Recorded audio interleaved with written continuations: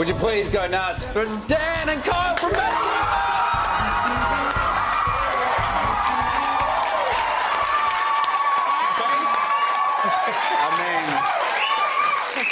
Guys, I was going to ask you a question about your new album, but firstly, you've got a look-alike and someone that's dressed like you in the crowd, and it's not only the first time you've seen them, is that right? Yeah, so the last gig we played in Sydney the other day, and I picked this guy out. He was dressed exactly as Dan was. Like, he was wearing the same shirt and the same haircut. I was like, this guy, I can't believe him. And we walk in and he's here.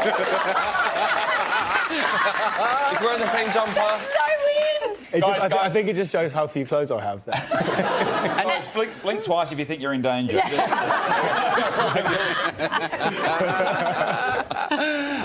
The new album is called Doom Days. Happy stuff. Yep. It sounds, I mean, like an end of days type of thing, but then when you listen, it's a party. I didn't know the end of the world was going to be such a party. Well, it's got to be, you know? If it's ending, you've got to make the most of it. Talk about with a bang, right? Yeah, so it's kind of like, apocalyptic party album, sort of, you know, the world's kind of falling around sort of outside and you're closing the curtains and you're having a house party. Oh, yeah. And then it kind of charts the course of that night. And in that house party, is that guy invited?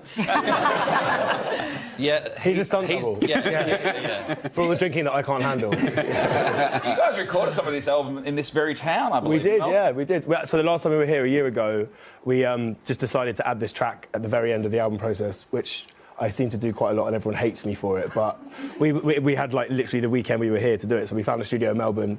It's this song that's quite full on. It's basically, if the album's about escapism, it's everything you'd want to avoid in 2019, 2020. So I turned up at this studio, didn't know the two engineers, and was like, hi guys, nice to meet you. We've got like an hour. I'm just going to sing 50 verses that are all about how awful and messed up the world is. 50 verses? I'm Dan. I couldn't pick, so I wrote about 50. I'm not a music producer, but that's too many verses. It is too many verses. It was too many, yeah. It was too many. I drove myself completely mad. There's only 8 in the song, but I wanted to make sure we did them all just to see which ones worked and which didn't. But yeah. Now, So I love Melbourne you guys. is, like, important for us, and that album, you know, this is this town where it's like the title track of the album. So, thank you, Melbourne, for having us. You guys are regulars at Glastonbury now, but I understand the first time you ever went to Glastonbury was quite the drama. I'm looking at you, Kyle. Is that true? Yeah, so we got the first time we got booked super late, and Dan already had his ticket because he always buys his tickets to Glastonbury. And they only had, there was like these 2 smaller stages, they only had 2 tickets. So Woody and Will got the tickets, and then I had to sneak in.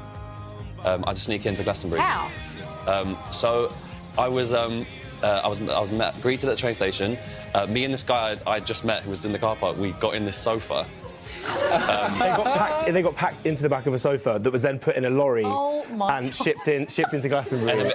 And then we drove in, and like they put all the cushions back on, and then loads of like shopping and stuff. So that when they went in and they checked, it was like, oh look, they just went and got loads of shopping, and there's no people in that chair, so you know. I had this crazy idea that the acts that we saw at concerts had tickets. Yeah, well normally they do, but I think.